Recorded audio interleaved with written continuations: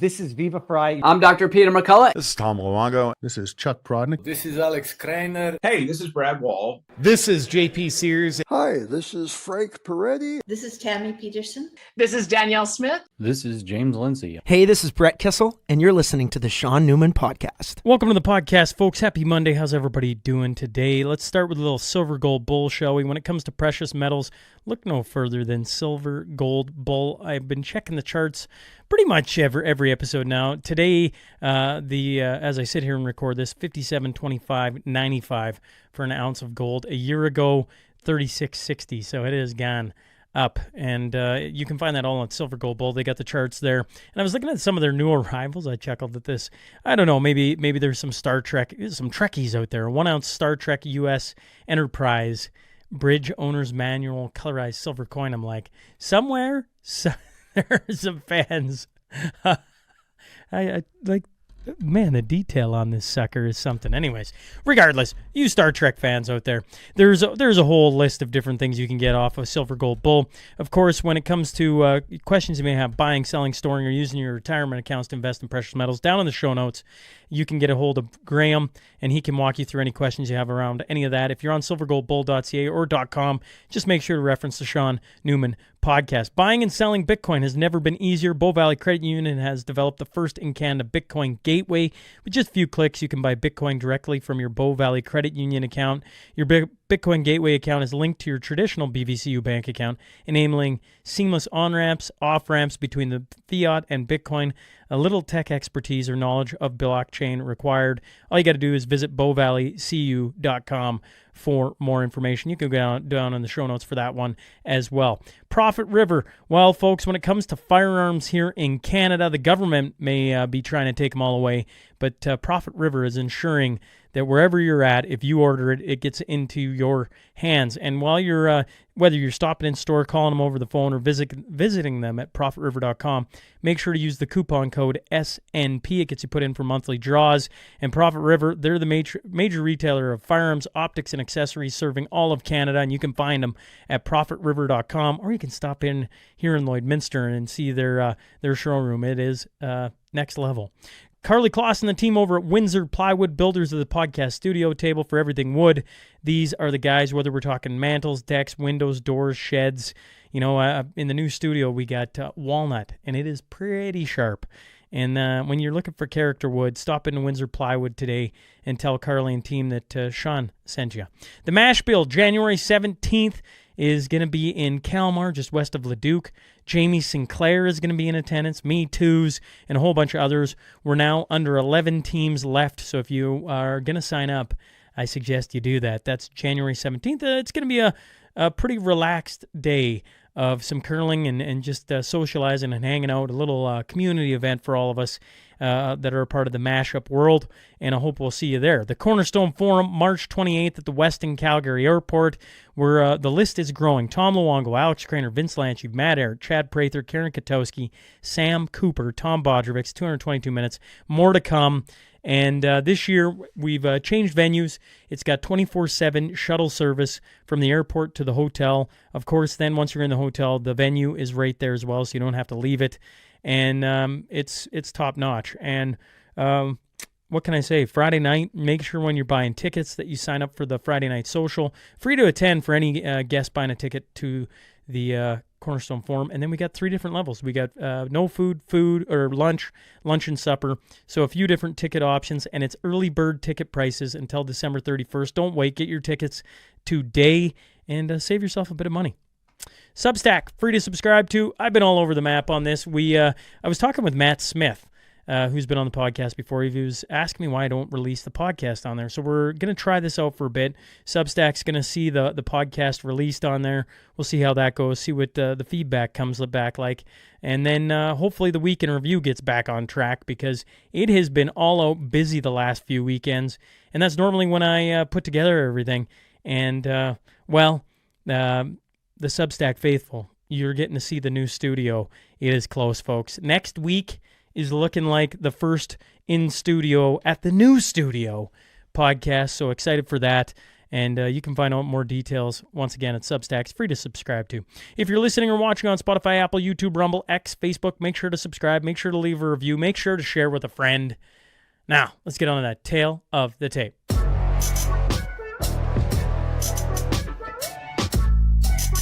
Today's guest is the author of God, School, 9/11, and JFK, The Lies That Are Killing Us and the Truth That Sets Us Free. I'm talking about Bruce de Torres. So buckle up. Here we go.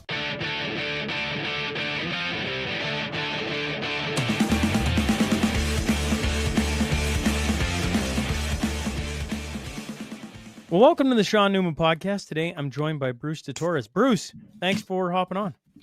My pleasure, Shaun. Thanks for having me. Looking forward to it. It's your first time on the show, so long or short, however you wanna set it up. But tell the audience a bit about yourself. Thank you. I grew up in New Jersey. I became addicted to reading in the first grade, and I call my life reading interrupted. Shaun, I just love books, and it was the Bible, it was American history, it was Abraham Lincoln. And it's grown from that, but those are the core, I guess, interests. Deep dive into John F. Kennedy. I was an actor for many years, did that until I was in my 30s. And then I got an idea for a book about the nature of reality. Everything's made out of energy. What does energy do? It becomes things. Thoughts are made out of energy, many have said. And I got a real inspiration from that. And after a number of years, I had 41 pages. I put it in a drawer. And then I got obsessed with 9/11. And after studying that for 10 years, I decided to write a book about those kind of things, meaning real history versus the official stories, which are lies, wrapping it in my best ideas about what is reality, what is existence, why should we be cheerful? Why does life go on? Why should we never lose hope? And I wrote a book, and it came out 4 years ago. And basically, it rips the curtain back on many, many so-called official stories and shows a lot of truer history to inspire more of us to imagine we are adults who can handle the horror of the truths of reality, but again, wrapped in why need we and can we be cheerful because of the nature of reality, the nature of who we are, the nature of what we can do together when we love each other and want good outcomes for everybody. Well, I'm going to scrap my plan immediately because I'm curious. You say you wrote 41 pages, sat in a drawer. You can you're trying to write a book. And then 9/11 happens. And part of your book, if I'm hearing you correct, is like, why the heck are we optimistic? Why, Bruce, what did you land on? How can we be optimistic in such a crazy world? Well, to tie it into your question about those first 41 pages, I was reading Think and Grow Rich by Napoleon Hill. And like many, he says, everything's made out of energy and thoughts are made out of energy and they become things. And I pondered that for a while and I thought, well, why did energy, according to this model, burst into existence and become this whole universe, the Big Bang Theory, which may or may not be true. It's debatable. And I thought, did it want to? Here it is, Shaun, is energy the intention to exist? Is the intention the ability? And that's what I researched and wrote. And I wrote up to, I think it was 250 pages. And then I crunched it. I tried to eliminate everything that was repetitious, everything that others had said really, really well about that. And it boils down to the philosophy. Why should we be cheerful? I sum it up like this now. 30 years after that whole adventure started, this is something of a dream where love creates and fear destroys. These are the ideas that make me enjoy life, Shaun, and many others, frankly, many, many others, that we are really eternal souls or spirits or essences having this adventure. And we're eternal, and we're here to play hide and seek with ourselves. We according to this model, I'm going to be a human again. Maybe we've done this thousands of times, and I know that I'm going to forget how safe I am because of how eternal I am. And life's going to be scary as beep until I love others as myself. Not only does that work for me, Shaun, but that's in the history of the best religions, the longest lasting religions, the most cheerful people, the deepest philosophy, transcendental, existential writings of that's it. Zen Buddhism, all the ideas of the Orient. There's only one of us here, and yet we're playing a game of otherness. Does that make sense? Does that resonate with things you've heard before? Well, it's interesting. I don't know if I don't know if I can subscribe to the idea we've been here 1,000 times, but certainly fear, I forget how you put that. How did love creates and fear destroys? Destroys. Yes. To me, that line makes a ton of sense. And that's what I wish I had learned or imagined younger. And I think that would be the antidote for immaturity or childhood and all the bickering that kids can do. It's what's your intention? What is it? Jocko Willink? Jocko Willink. Yeah. Yeah. I can't think of the title, about 100% responsibility, right? And our intention to get along, our intention to create mutually wonderful outcomes. That's what gives us hope. And we are meant to be nice to each other and love each other as brothers and sisters. And yet the world seeds fear every which way you go and tries to pull that apart at the seams. Right. And I believe that's the tactic of bullies and exploiters, because they can amass a following and distract people with fear and plunder while others are distracted with fear at each other's throats. You're a man who's read an awful lot. Is that a fair assumption? You talk about being addicted to books since you were, I forget, grade 1, I think is what you said? Yeah. So I assume you bring up Think and Grow Rich, I believe is the title. That's a classic. And some people, myself included, I read it thinking I was going to get all this profound knowledge out of it. And maybe I did. But at the same time, what I always find fascinating about books is one that strikes you and you just can't put down. To me, it might not even be remotely close to that. I might read it and go, I don't get what Bruce is getting. And then the same could be true about the next book. It may strike me and you may grab it and you get the point.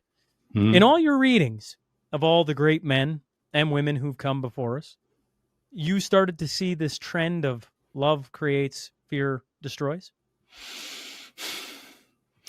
Not slowly. That was kind of an explosive aha after I read Think and Grow Rich, and then imagined I saw it as a common denominator through many of the great minds that I had been aware of.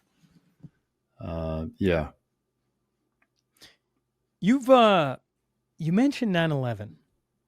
You mentioned JFK too, I might add in. And once again, those are two very pivotal moments in U.S. history.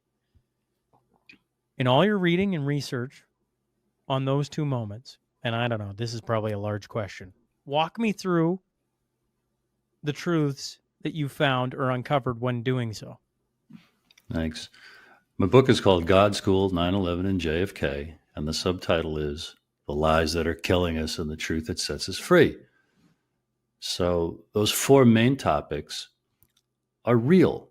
They happened, but the point I'm making is the official stories are lies told to us by forces or people who actually committed those crimes or deceptions, or aided and abetted them in order to exploit us by having us believe false versions of them.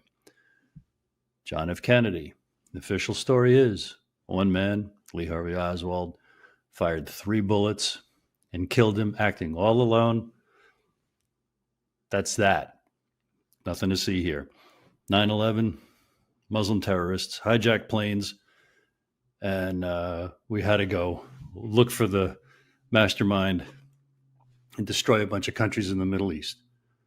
Okay, and to start studying those, I think rather quickly one can see the evidence, Shaun, that almost instantly brings the official story into doubt. Now, once you have doubt, do you have the curiosity to pursue some research until you can start to get an idea of who maybe was involved, who or what may have helped this or this or this part of that story? And if you keep reading, you get fairly convinced the major powers of the United States were behind Kennedy's assassination, certainly behind covering it up, certainly invented and created a baloney story that they've perpetuated for 62 years. What does that tell you about, if you're an American, what does that tell you about your country? What does that tell you about what you should believe when you see it on the news or you hear it coming out of the mouth of a president? And the exact same points can be made about 9/11. So if you do I want to fast forward to today? No, I want to go back to JFK first. When you get digging into JFK, and I was telling you this before we started, I've had different people on talk about and do extensive research into it. When you start looking into it and start to realize, the official narrative is pretty leaky at best. That's at best. And you go, okay, let's start digging into what really went on with JFK. What did you find? You find more bullets. This is not in the order that I've found things, but this is what I would tell someone. Be prepared. You're going to find more bullets fired than one guy could have done. So right there, you've got multiple shooters. They probably weren't coincidentally at the exact street at the exact minute, so it was probably a plot. Then you find all the law enforcement around it, starting with the local cops, then the FBI, and then the CIA as it participated in the almost year-long investigation, cherry-picked the evidence, brushed aside, ignored, explained away all the eyewitnesses that heard shots from here, shots from there, who told you how many shots were, that they heard, and they're far more than 3. And then one of that's the thing about the Kennedy assassination, Shaun. It's just so fascinating. Any place you want to look at it, you could just look at what was Lyndon Johnson before, up to, during the assassination, and after the assassination, and study him for a year because he's an absolutely fascinating character.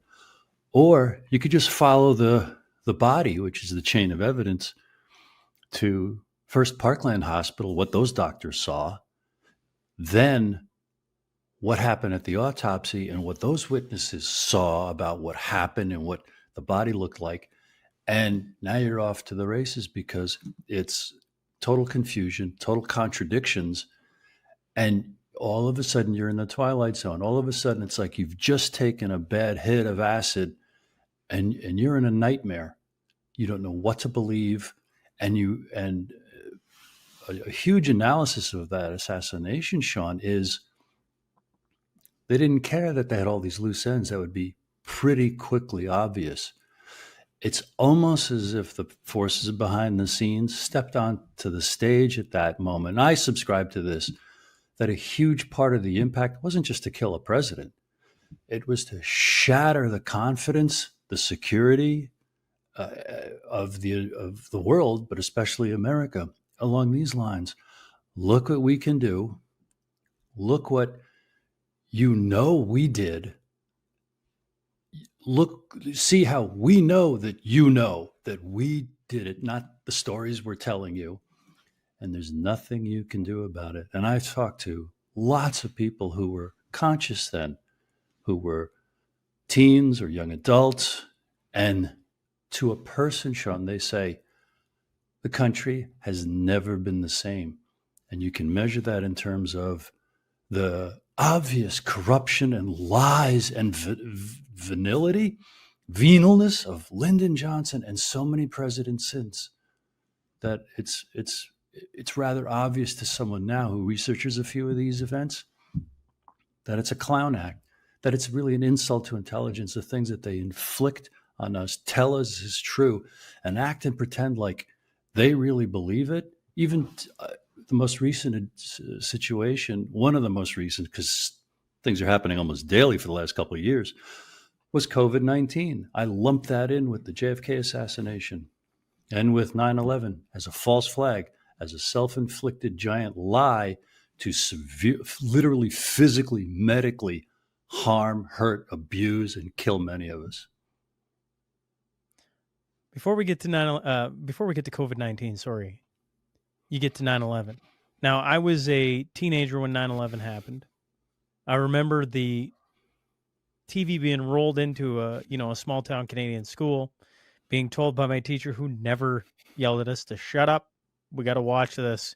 And everybody just kind of stood there on pins and needles. And as a teenager, I can safely say I didn't fully understand what the heck was going on, other than something serious had just happened, right? I mean, obviously planes flying in, you're kind of like, okay. And then, I remember, and forgive me, because I can't actually remember, is it 8 months after? Is it a year after? But then when they started bombing and televising the bombings overseas, those are two things that as a teenager, a young man, that I just remember. You're looking at 9/11 and you're just digging into it. Just, okay. The same contradictions, the loose ends that they know are there are certainly there in 9/11. Walk me through 9/11. Office fires don't make skyscrapers collapse. Not even those plane crashes. Buildings before 9/11 and after 9/11 have burned on many, many more floors for much, much, much, much, much longer, until they actually many times burn out, 24 hours later, 36 hours later. And what's left is a charred skeleton. Buildings don't collapse because they're burning. But the South Tower demolished itself about, I think it was 48 minutes after it was hit by the plane. The North Tower was hit first. It collapsed second after maybe an hour and 10, hour and 20 minutes. And collapse is the wrong word, because those were controlled demolitions. Those buildings were laced with explosives, prepared in advance. But the elephant in the room, the emperor has no clothes moment, is World Trade Center Building 7, which was another building in the complex, which had a few fires caused by debris from the two big towers that fell in the morning. And at 5:00 in the afternoon, the BBC broadcast on television a reporter named Jane Stanley, who was in New York, telling us that World Trade Center 7, the Solomon Brothers building, 47, 48 stories tall, has just collapsed after the injuries from the fire. And Shaun, it's over her shoulder while she's talking. She reported that 20 minutes before it happened. That's like you're playing poker and the person you're playing with, like an extra ace falls out of their sleeve. It's game over. But that's nothing compared to the fact that at 5:20, that building did come down, straight down, free fall speed for many seconds, proof that it was a controlled demolition. 2 years later, I think it was 2 years later, the official 9/11 Commission report, if I recall correctly, doesn't even mention Building 7. Now, that's just to say that those buildings fell so quickly, where it's never happened before because of office fires. To say that, the official story, Shaun, says the towers, they weakened at the point of impact, and then the weight of the top part crushed all the floors to the bottom, and the floors pancaked and stacked. Well, where's the debris pile? Where's the stack of floors? The debris was at ground level. In a few places, there were holes in the ground. There were survivors down in the sub-basement levels. After the smoke cleared, they said, we saw blue sky above us. And if you watch those towers get destroyed over and over, turn the sound down on the video and just think about, what am I seeing? What we're seeing are explosives coming down in sequential order, floor by floor by floor by floor. It creates the illusion of descent, but nothing's falling. They're just being blown from the top floors to the bottom floors, pulverized. It was acres and acres of dust. Firemen said, we saw nothing bigger than the little keypad of a phone. There were no big pipes. There were no big file cabinets. There were no toilets. That was the explosive power that was built into that building, most likely during the months and months and months that many people in those towers reported, oh, they were doing renovation, they were doing construction, they were doing re-asbestosing for months and months and months leading up to September. This section was closed off. These floors were closed off.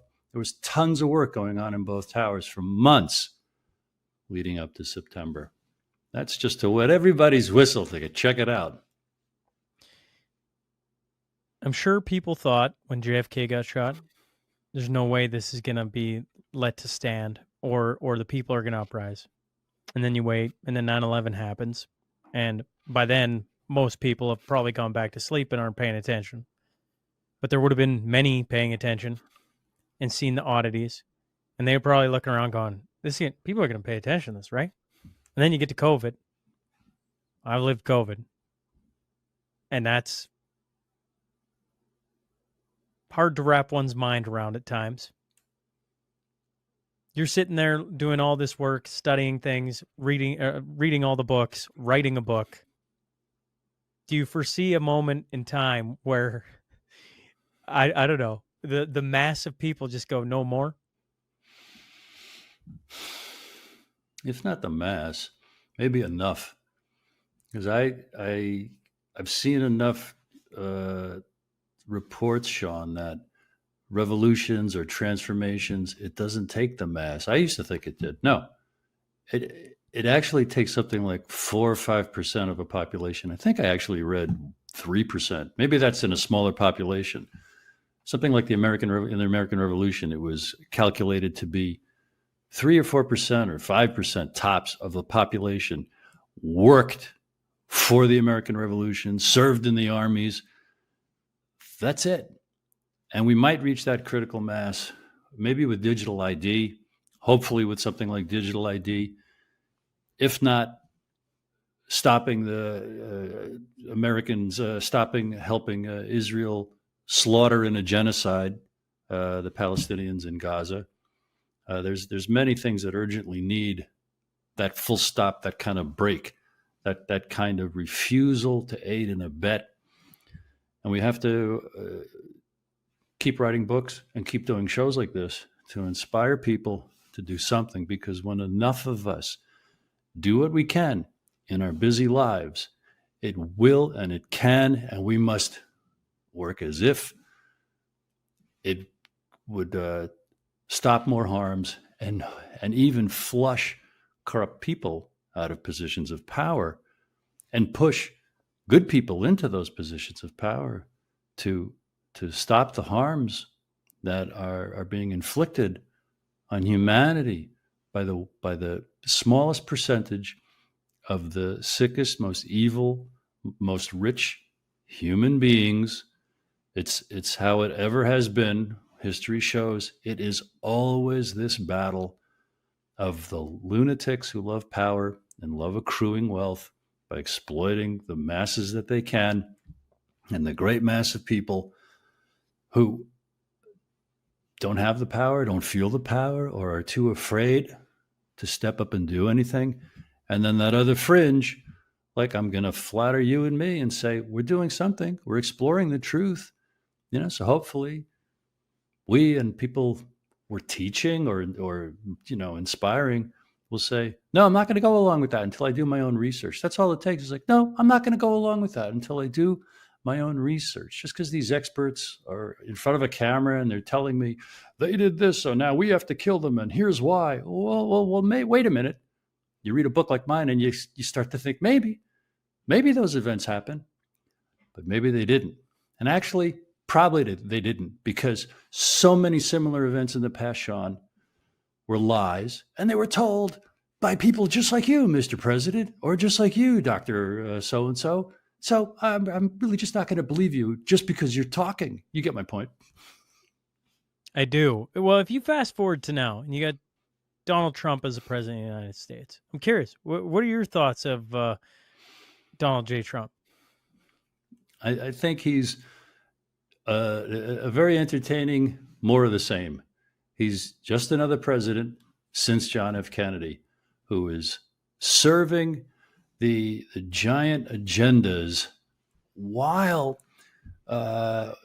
working to the maximum that he can in all the areas where the rich and powerful really don't care. They really don't care what a president does since John F. Kennedy, because the war machine goes rolling merrily along. And one could argue that Trump is worse than others because of the divisiveness that he has caused in his 8 or 9 years now in public life, in the real violence and the tension on the streets between many Americans, and even violations of constitutional rights and things like that. And he's got legions of followers who are not just red hat wearing MAGA fans. There are economists who are saying, gee, his economic moves look a lot like Lyndon LaRouche's. Gee, if this could really play out, we might reindustrialize. We might be able to divorce ourselves from the movements of globalization that are trying to wrap the world in lockstep obedience to technocracy. But the bottom line is, thanks for letting me flesh this out, because he's a conundrum. But my bottom line is where I started, where he's just another one, for worse or better, for less or for more, but probably horribly so in terms of how he's advancing the technocratic agenda, the digital enslavement. And all one has to do is search and listen to a few conversations by Catherine Austin Fitts or Whitney Webb or Patrick Wood. These are real James Corbett. These are experts in the digital ID, the digital programmable currency, the digital enslavement that is tightening around our necks like a noose. And rots of ruck, Rui. Lots of luck. Question for you. Not a hypothetical, but just something I want to explore, see where your thoughts go. Certainly, if you witness JFK, okay, you sit there, you're like us two sitting there, you're going, holy crap, they killed the president. You mean the movie, or we're standing on the street? We're standing on the street. We're citizens back in the 1960s. And you're like, they know we know, and they don't care, right? Okay, they got all these loose ends. They just don't care. Would there not be a faction that would try and play out a long game to try and oust the craziness, the darkness, the power hungry that sits behind the president of the United States or elsewhere, and try to pull that out? Like in different conversations, you see these different factions rising around the world, right? Technocracy, Davos, London. I mean, I'm sure I'm missing 15 others that are all playing this game of, at times I think it's 3D chess. Other times I just think they got a ton of money and an influence, and an endless supply of it. And so they get to play it out. You give a bunch of, I don't know. I don't know what I would do with that type of power and influence. Hopefully not what they're doing. But regardless, is there the possibility that there is a group of people that have watched this play out, whether it was 9/11, COVID, JFK, something in between, or all the above, that has been working towards fighting for the good guys? I don't know if there could be one continuous faction that would now be in its second or third generation who are mounting and preparing, a sudden reveal of rescuing us.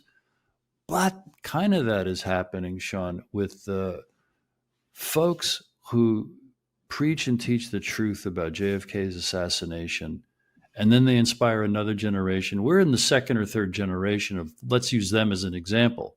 Every November, it's coming up next week, there are 2 or 3 conferences of authors and aficionados, truth lovers, who gather in conferences in Dallas to explore what's new in pursuing the truth or exposing the truth of the JFK assassination. There are 9/11 groups that do likewise.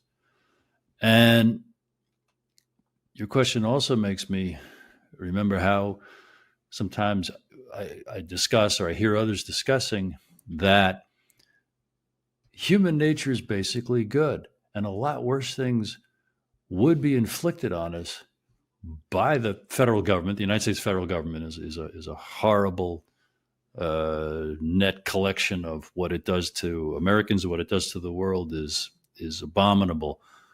But it might be a lot worse if not for so many of the rank and file in the military, in the agencies of power, in the intelligence community, who might be holding in check the worst of the worst. They might have gridlock there because when one starts talking about, it's one thing to research these things just because you're curious, and then to keep researching them until you get convinced, and then you get horrified. And that's where people need to be encouraged to open your mouth and talk about it, because if you just stay horrified, you might check out with cynicism. You can't fight City Hall, and start drinking more, and start being more addicted to your phone, and maybe dabbling with drugs, and then maybe cutting corners and ripping people off here, ripping people off there, because why not? Everyone else is a thieving bastard. Why shouldn't I? You break out of that by opening your mouth and asking people at Thanksgiving next week or in 2 weeks, hey, do you know anyone who thinks that 9/11 was an inside job? Pass the gravy. Yeah, because sooner, and start searching, because sooner than later, ultimately, I can make a big deal about things, Shaun. All that to say, sooner than later, you'll find shows like yours, shows like Matthew Ehret and Cynthia Chung, the Rising Tide Foundation, and you'll realize, oh my God, there are thousands of people who know and love and care about the truth. And whether we win or lose doesn't matter. We've got to fight the good fight. We've got to enjoy encouraging each other to do these things. For whose sake? For the children and the grandchildren and the infinite generations that are waiting to be born into a healthy world of freedom, relying on us to work for those things. Yes, for posterity. Yeah. I used to think, if I was looking at the dark side of the world, there's no way they could pass on information from generation to generation. I no longer believe that. I firmly believe they do that. And so on the flip side of it, maybe our tactics are just different. And I don't know. This is just me throwing stuff at the wall, Bruce. So you're catching me in an interesting mood tonight, because I go, we both like Atlas Shrugged, right? I think that's a simple statement. I think you can agree to that, correct? I just posted a Substack titled, I love Atlas Shrugged, but we have to talk about it now that we've said that, because a lot of people take that one way, and I don't mean it the way most people mean it. How do people take that? Generally, that they're fans of Ayn Rand's, brutal, selfish economics, egotistical, dog eat dog, you're on your own, and no one should help each other. I'm out for number one. That's what Ayn Rand is as a brand, and Atlas Shrugged is like the Bible for that. But I don't espouse that, and I don't adhere to that at all. It's funny. That's not why I like Ayn Rand. That's Tell not me. why I like that book. Tell me why. I like that book because Dagny Taggart is wrestling with something that she cannot fully understand. And I find that today. I found that in COVID. It's like, how can the world make such sense and nobody see it? And it's an ideology. It's this infectious mind virus. Mm-hmm. And that's what she wrestles with. I mean, the rest of the dog and pony show that she writes about, sure, people can get, that must be the generation before me. Because going through COVID, I see that book in a completely different light. She's talking about our generation right now. Now, obviously, she was talking about what she had gone through in her lifetime, and she was trying to find a way to explain it in a form that future generations would look at and go, oh my God, that makes complete sense. It doesn't help. It's not like all of a sudden you run off to, forgive me, the Gulch. Gulch, Atlantis. Thank you. Gulch, and Hideout, and the world just makes complete sense. Although forming a community certainly helps, and I think there's ideas to be taken from that. So when I think about Team Good, right, what we're doing here, winning or losing, how we fight the powers that be when they have all the money, all the power, all the the war machine, everything. Like, well, what do you have? You got truth. And what can you do with it? You could talk about it. And where does that take you? I don't know.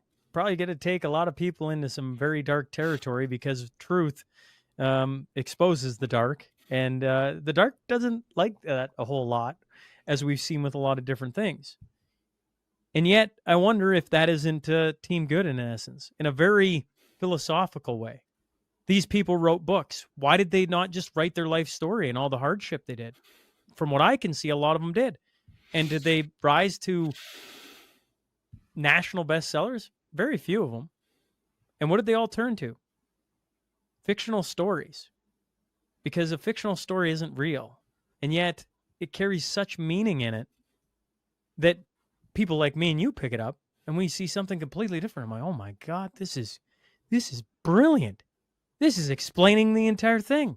And then you get to build off that. Well, I don't know if I'm building off of it, but certainly I wonder if that isn't a way of playing a different type of 3D chess.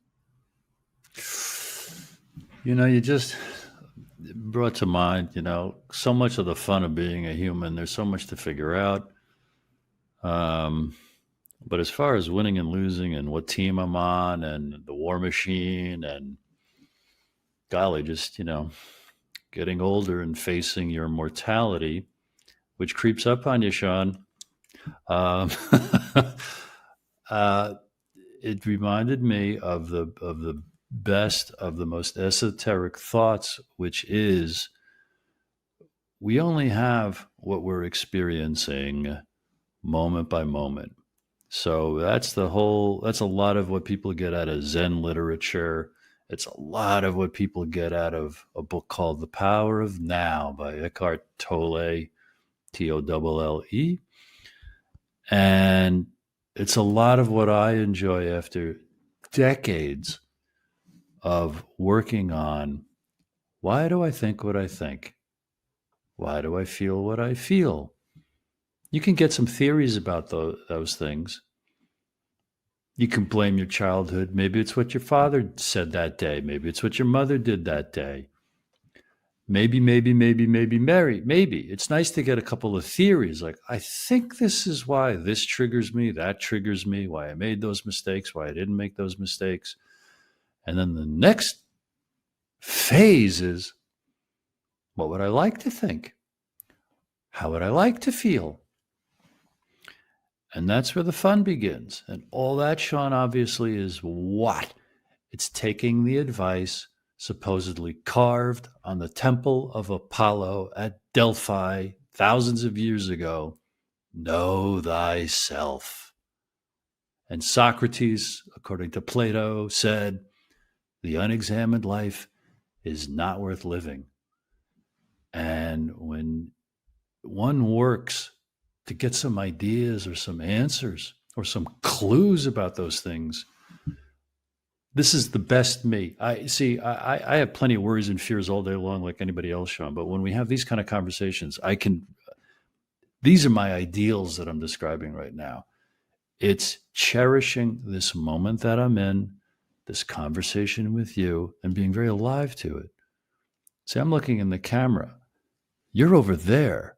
So conversationally, this is harder. I can't pick up any visual. Oh, even better, I don't even have my glasses on. So in real life, I'd be able to, pick up on your cues and see, oh, he's trying to talk. I just interrupted him, blah, blah, blah.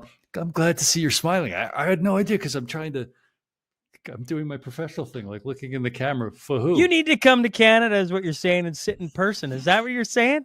I think that's what Bruce is saying. Yes, you read between the lines. I'm sorry I beat around the bush so much. Anyway, you followed me through that, didn't you? I hope. Yeah, well, yes. It's interesting because you're a guy who's written a book on lots of different things. Obviously, it covers a lot. Lies that are killing us and the truth that sets us free, right? Yeah. And for me, that has been finding Jesus, right? Finding Christianity. That was a powerful thing to pick up and start reading. And I'm, I don't bring that up lightly. I don't love well, I do and I don't. It's like a weird, like, that's a deep topic. And that gives me an immense amount of peace. And you're a man who has researched some of the biggest false flags to hit the United States, which will shake your foundation for sure. Because, like one of the tough things about going through COVID was like, no, they're going to see the light. They're going to see the light, right, guys? They're going to see the light. And then, a year goes by, and then more goes by, and then more goes by. And then the Freedom Convoy goes, and it's like one of the most unifying things I've ever seen humanity ever do. And then what do? They throw the entire machine at the leaders of it, and they just take all the evidence, they construe it, they sell this narrative of them being insurrectionists and whatever other word they want to associate with, Canada's Freedom Convoy, Chris and Tamara specifically, but others. There's more there. And anyone who paid attention, any ounce of attention to it, you're like, that isn't true at all. And yet they still suffered the consequences of it. And so I don't know if I have a question for you, Bruce, other than, when you're talking about being in a conversation, I fully understand. I get to look at your face, and I do have my eyes on, which I don't have the glasses.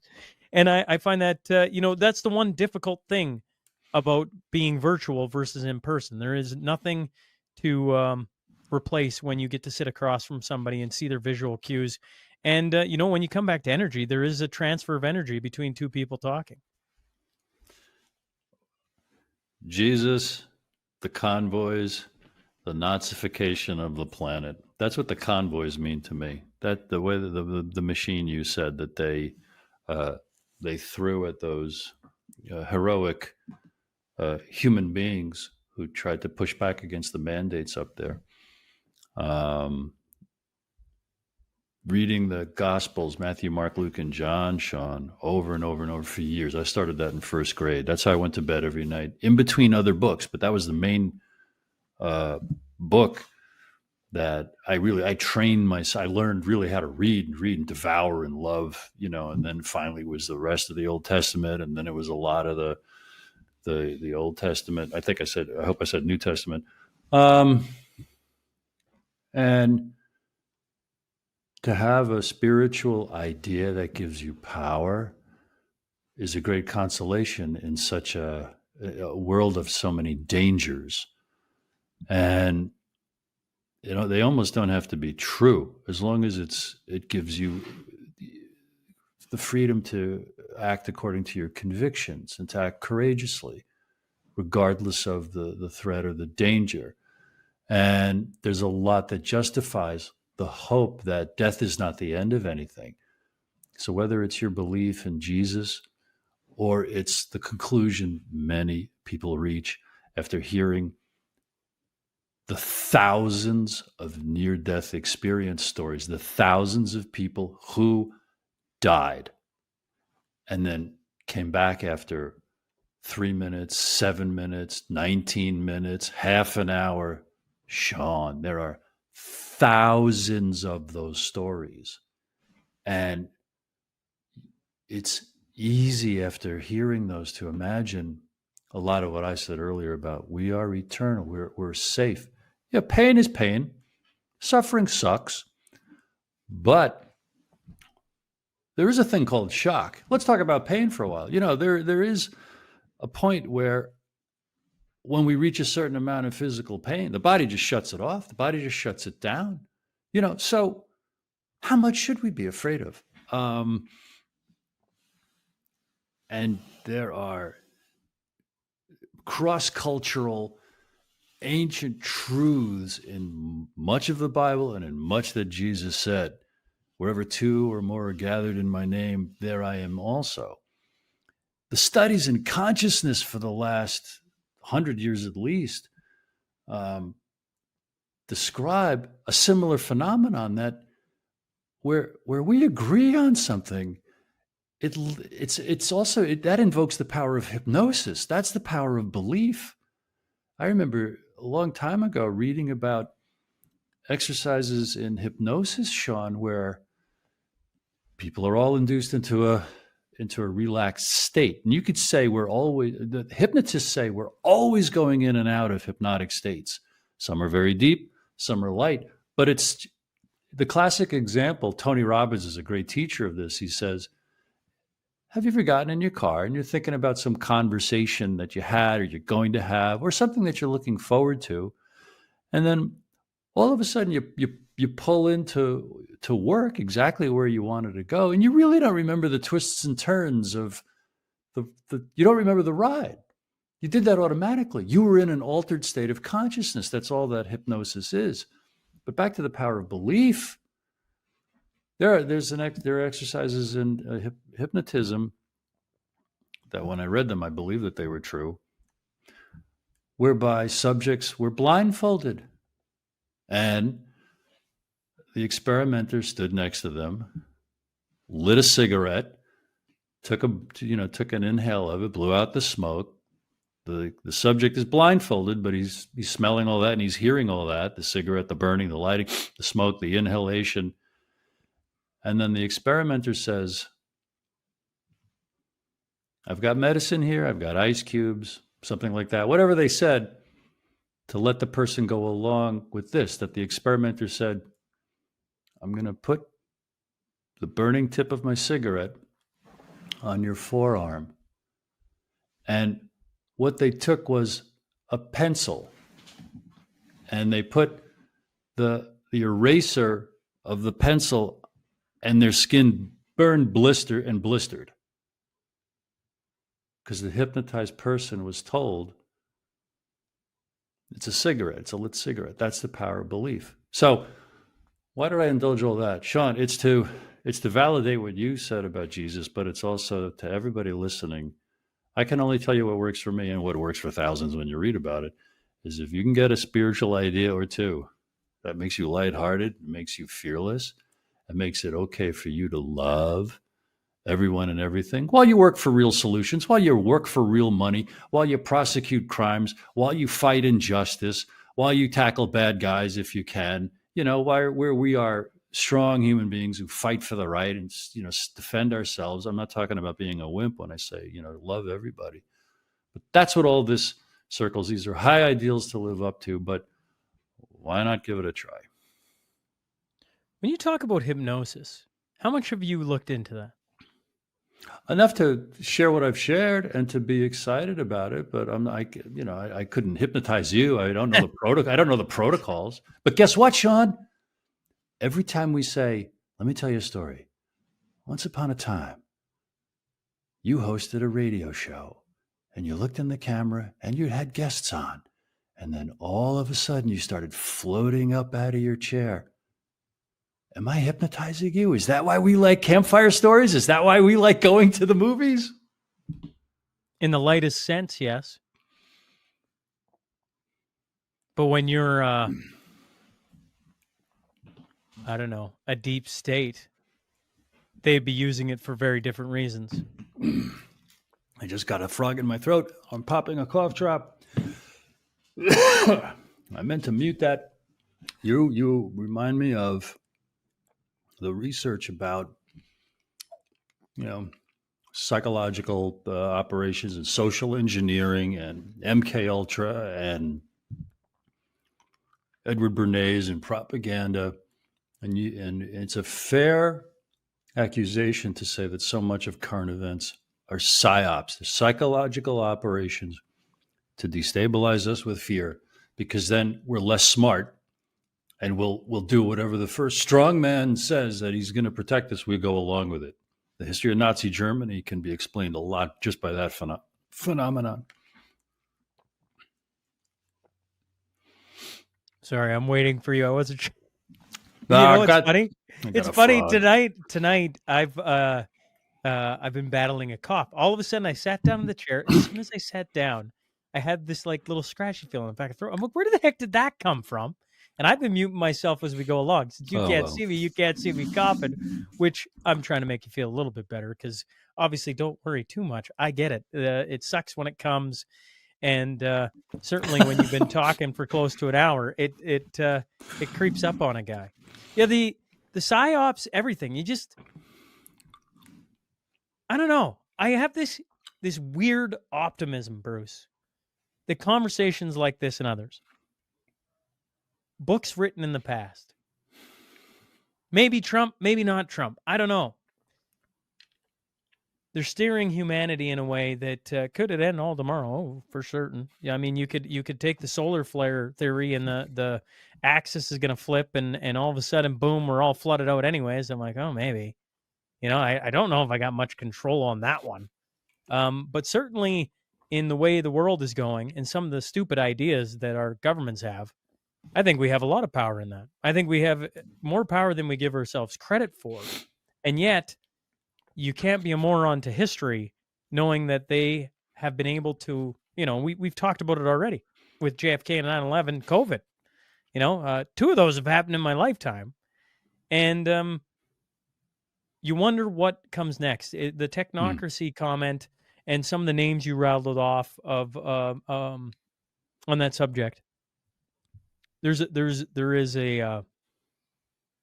weight to that argument of the next thing coming is the social credit system, the digital currency, the digital ID, the digital everything.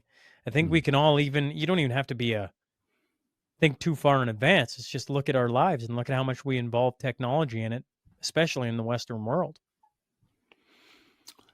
Yeah, we have to be ready for anything, because when you comprehend the evilness of the Kennedy assassination, 9/11, and COVID, what wouldn't they do to us? There's nothing they wouldn't do to us. Okay, we have to be ready any second, and it's typical problem, reaction, solution. They create a gargantuan, terrifying, breathtaking problem, and then propose a solution that will protect us, that we would never accept under normal circumstances. And that's how they shoehorn it into our lives. So they could plausibly just shut off all the power grids to create chaos. Okay, blame it on some plausible enemy. Pick an enemy: Russia, China, Iran, Antifa, Black Lives Matter, liberals, conservatives, Republicans, Democrats. Doesn't matter. It's a false flag attack. It's by the people who are supposed to protect us. They just turn off all the power grids, blame it on aliens coming in, and do what? Impose martial law, impose rationing.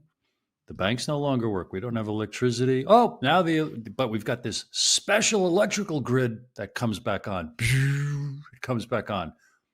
And here's your universal basic income.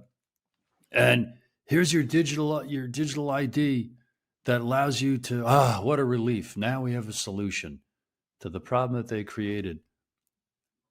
Boom. And there's the enslavement right there. What wouldn't they do to us? We have to be ready. I've been saying this for years. These are the good old days, because the people who would do something like COVID to the world and to us What wouldn't they do to us? This might be our last day with electricity and hot running water. They've collapsed other countries in the past, and it may not even be intentional. There are natural overextended debt bubbles and financial bubbles out there. We could descend into an economic disaster and depression that makes anything in the past look like, oh, a little, we stubbed our toe, because and it could be real starvation. It could be real chaos. Why such doom and gloom, Bruce? Well, just because look what they've done in the past. You're making me want to go home and take a nice hot shower, that's for sure. Okay, well then, we've got the time to dig out of this hole. We've got the time to pull this plane up out of the nosedive, Shaun. And it's got to do with taking 100% responsibility. Rudyard Kipling's poem, if you can keep your head while all those around you are losing theirs and blaming it on you, and if you can do this, and if you can do that, and if you can do this, even if that's happening, you'll be a man, my son. And Bruce has the voice to read that poem. I think I can speak for the audience. You got a fantastic voice. You were, if I go back in your career, once upon a time you were an actor, correct? Yes. So you were on Broadway, or just the stage, or just a small. You're laughing at me. I can't tell. This is one of the problems of a virtual. I can't tell if I'm way below you, way above you. I have no idea. Well, that's why you're asking questions. Let me tell you, I pursued it as a profession for many, many years. And professionally, I did some summer stock. See, getting paid that makes you a professional. So I got paid in some summer stock years. I got onto soap operas first as an extra, and then under five lines. I got into the unions. I started auditioning for things like TV movies of the week. In New York City, I did off Broadway. That means free. Play after play after play after play. I loved it. It was a challenge to me at first, and then when I was around 30, I had an aha, and I really enjoyed myself as an actor after that. And then I started getting cast, and it seemed like anything I auditioned for, if I was right for the part, I could get it. That's how it felt. That's how it blossomed and opened up for me after the first many years were very, very hard, because I had no technique. I had no repeatable control over anything until I was around 28, 29. And I loved it. I did comedies, dramas, even music. I did a lot of musicals. Before I was confident with my singing, I was in the chorus, and I had small parts in a lot of musicals. And then toward the end, like I was 33, 34, before I stopped to write my book, I was the lead in some, very small musicals, and it was all a lot of fun. It was perpetual childhood, but there was a craft. There was a white whale I was pursuing, which was repeatable effectiveness, and being able to cause, first you want to make your director happy, and then it's, well, whatever the audience reacts like, that's out of your hands. It's like you're just trying to do what works for what you're trying to do with everybody. How many years were you on stage? From 7th grade until I was 33, 34. What was was that 20 years? I'm curious. What sounds like you enjoyed it. I think that's a simple, and it really made you go. And it feels like, as I'm listening to your story at 30, it sounds like you found, oh man, here it is. I can get any part that, just fits me. Boom, done. Why did you stop? Because for 20 years, all I was trying to do is figure out how to be an actor.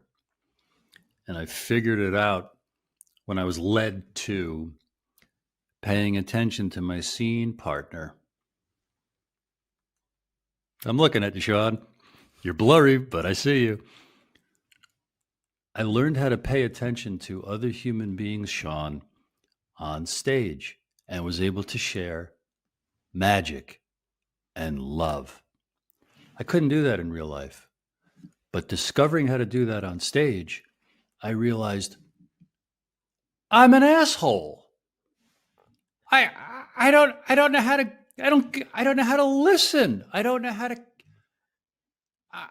I realized I was as mature as a fifth grader. And it was like bright lights went on and I saw all the drama, conflict and wreckage of relationships. And I brought my life to a full stop. And I spent 6 months looking for a reason to keep living. It was a disaster, Shaun. And then finally, I reached this point. Maybe I'm wrong about even this. I'm going to stick around just to see what happens next. Okay? And I wanted to learn how to relate to other people in real life as well. So I learned how to be an actor. For the last 30 years, I've been practicing how to be a human being.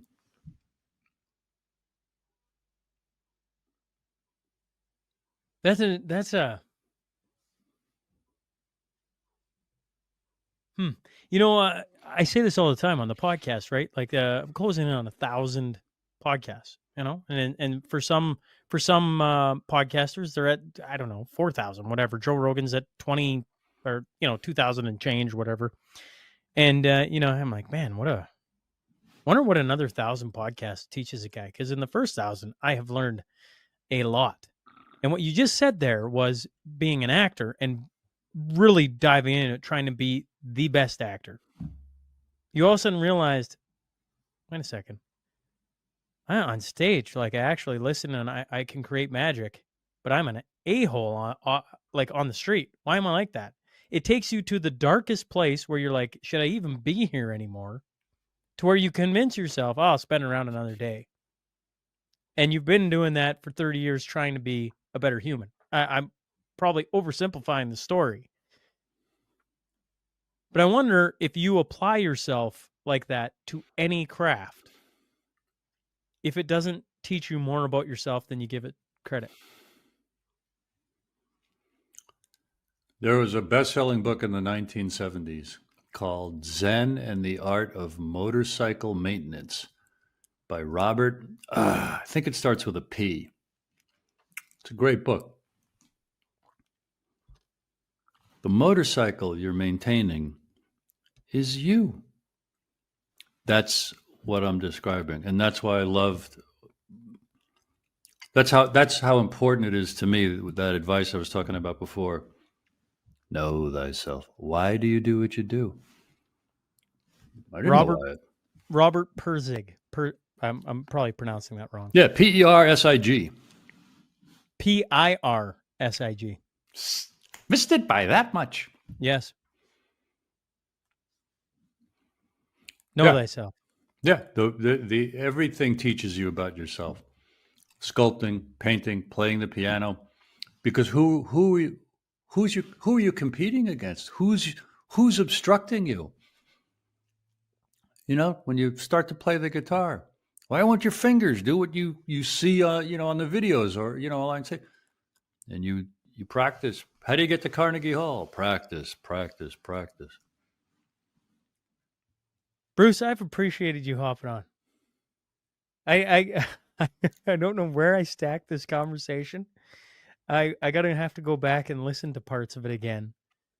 Knowing that you can't see my facial expressions makes sense to me, because at times I'm like, it makes sense, because even though we're virtual, there is at least the visual, right? So visually, you can pick up when I'm hand signaling, facial expressions, smiling, not smiling. I could have looked at you through the whole conversation. I've just got the habit of looking into the camera. No, but it makes complete sense to me. I'm like, this is, as it goes along, I'm like, this is a different conversation. Why is it different? And then you pointed out the fact you're not looking at me, and I'm like, oh, I can actually sense that on this side, and I couldn't put my finger on it. But now that you're watching me, all of a sudden, you can sense that. And there is such an exchange when you can see another person's facial expressions, body language. I come from a background in sales, And sales is, a ton. They always say, yes, I forget what the percentages they break down as, like 25%, 30%, something like that is what you say, but the rest is body language, how you say it. And Visual. Yeah. that's right. Yeah. It's all yeah. the rest. And Yeah. in an interview, it's no different. And so I'm glad I know that you were staring into the camera, but the camera doesn't show you me, because that actually makes me understand what I was sensing at the start. And it makes it more like a telephone conversation. And it makes listening, much, much more important. For sure it does. But on the same token, I'm staring at you. So you're listening to it like a phone conversation. I'm Yeah. staring at it as a visual. I'm waiting for the visuals. And that is that's an interesting dynamic, I guess. Well, I think we're both very, very good listeners, because we're falling into, like pauses and things like that, where we're seeing like, well, did I say enough? How's he taking that? Now that whole dynamic is coming in. Now my improv comedy nonsense is going to start showing up too. Well, Bruce, I appreciate you hopping on and doing this and giving me some time. And if you're ever in the great province of Alberta, you make sure to drop me a line, because we'll do it in person. We'll do it proper. I appreciate